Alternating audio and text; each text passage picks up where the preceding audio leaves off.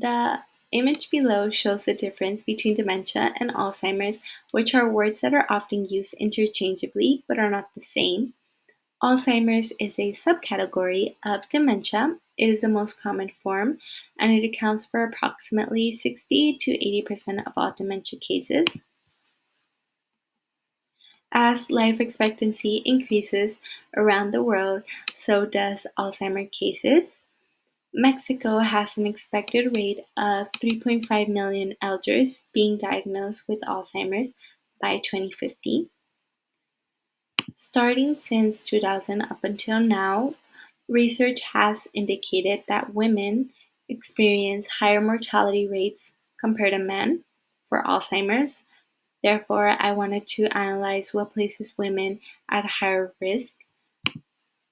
And in my thesis, I examined the impact of cultural factors like traditional gender norms, religion, ethnicity, among others, that place women in a low socioeconomic status that leads to poor health outcomes, specifically for Alzheimer's.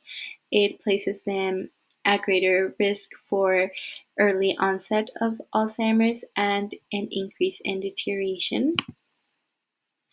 I focus on women because they are often neglected by the patriarchal beliefs of Mexico that fail to address their their health needs, specifically for indigenous women, dark-skinned women, and the elderly women that are often discriminated within the healthcare system.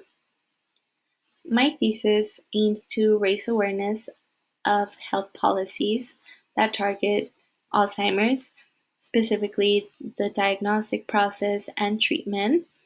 I also aim to provide solutions and suggestions for the current national plan for Alzheimer's disease.